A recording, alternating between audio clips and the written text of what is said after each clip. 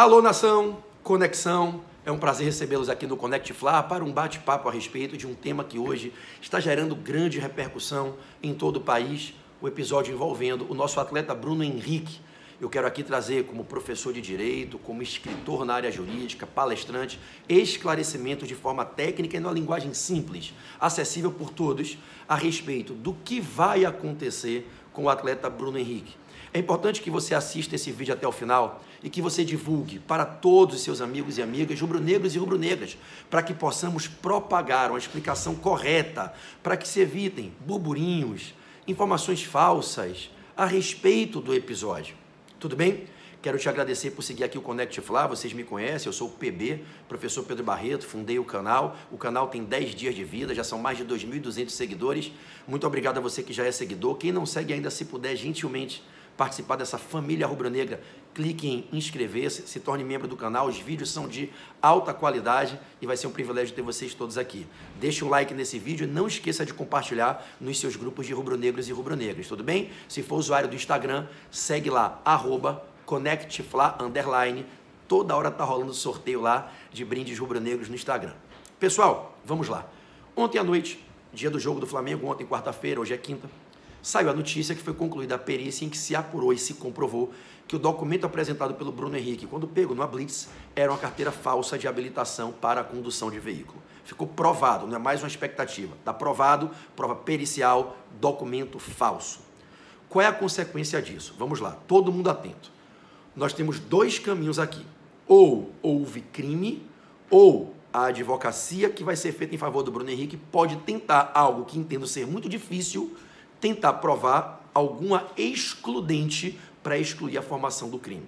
Em tese, houve o crime previsto no artigo 304 do Código Penal de uso de documento falso, que o artigo estipula uma pena mínima de 2 anos e uma pena máxima de 6 anos. Em tese, o Bruno Henrique teria praticado crime, podendo ser punido com uma pena de 2 a 6 anos, tendo a privação da sua liberdade.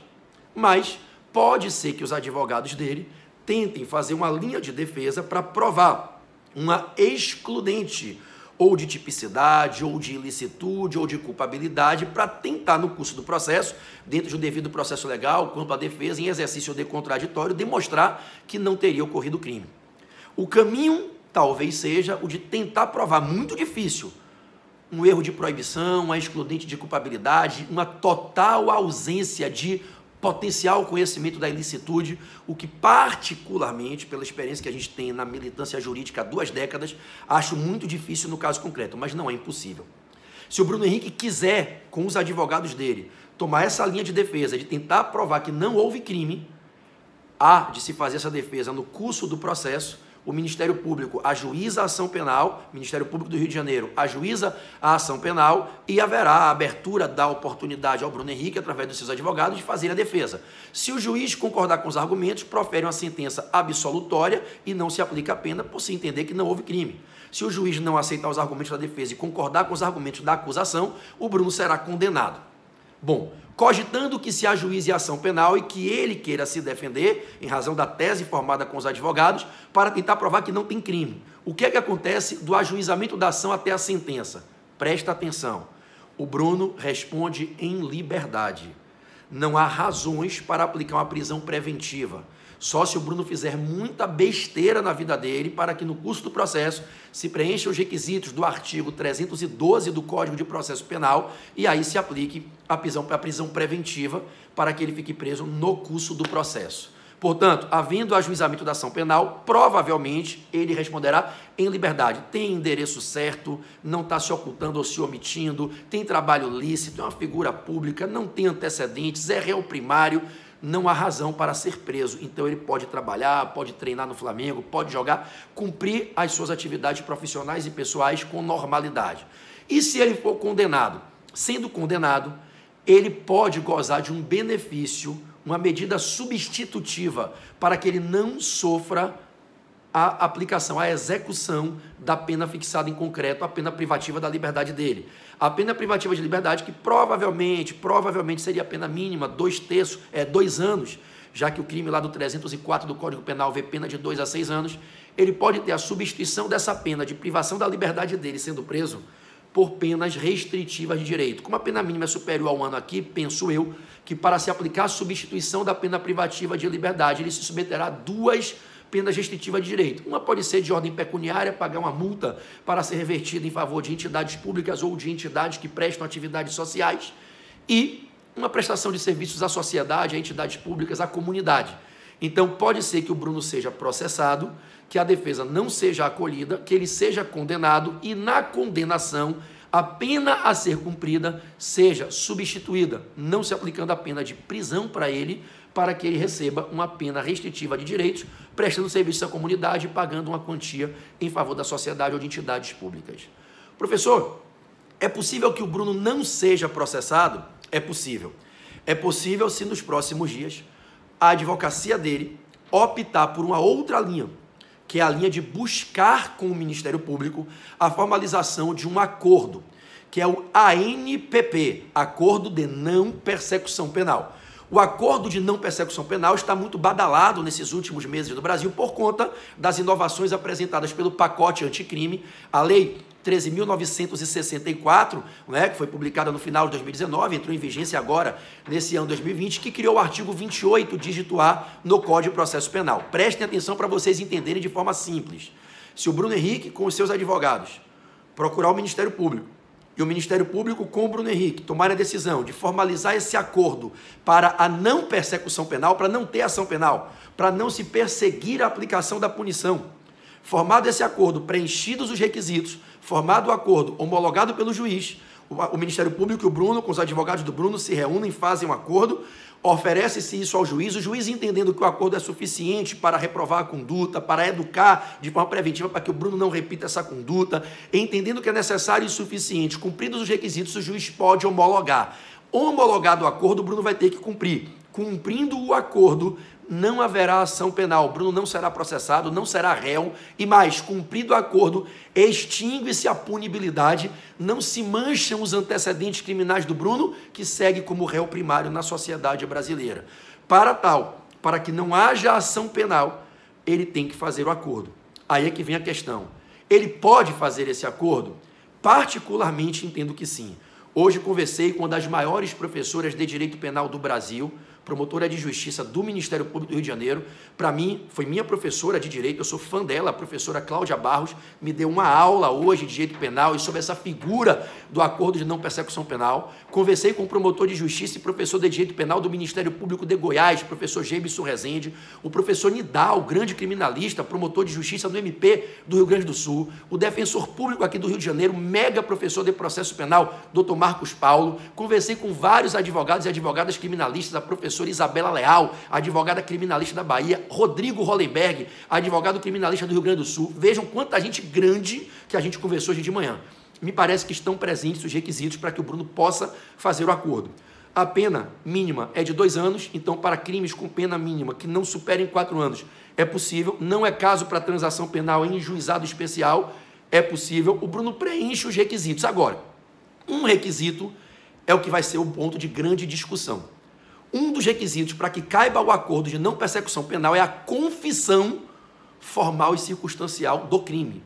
Para o Bruno se valer desse acordo, que gera para ele uma série de vantagens. Se esse acordo for feito, ele não será réu, não haverá processo contra ele. O Ministério Público faz um acordo com ele, como é que você vai fazer um acordo e vai processar o cara? Se o Ministério Público fizer um acordo e o juiz homologar, o Ministério Público não ajuiza a ação. E o Bruno não responderá em juízo, não terá processo, não será réu. E a pena é extinta se ele cumprir o acordo. Para fazer o acordo, ele tem que confessar. Então percebam que quem vai decidir qual é a tese a ser adotada são os advogados dele. Se escolherem defendê-lo para defender a inocência, dizendo que ele não praticou crime, vai ter processo, porque não vai ter acordo. Para ter acordo tem que ter confissão. E aí se tiver processo, ele vai responder criminalmente, em liberdade provavelmente, e aí no final pode, com a condenação eventual, ter a substituição da pena privativa de liberdade pela restritiva de direitos. Eu, Pedro Barreto, sofro limitações do Código de Ética e Disciplina. Como advogado, eu não posso comentar estratégias e condutas de outros colegas. Mas como um professor aqui, agindo como um docente agora, como um professor, se eu tivesse que, numa sala de aula, fazer um exercício de reflexão, eu diria como professor e não como advogado agora, que eu acharia melhor que ele procurasse o Ministério Público para fazer o acordo. Fazendo-se esse acordo e o juiz homologando, ele cumpre o acordo. Cumprido o acordo, extingue a pena e o Bruno está livre para seguir a sua vida, virando a página, aprendendo com esse episódio e dando um exemplo à sociedade brasileira, que a gente tem que ter atenção para a prática de condutas sempre da maneira correta. Professor, fazendo o acordo, o que é que ele vai ter que cumprir? É só assinar um acordo? Não.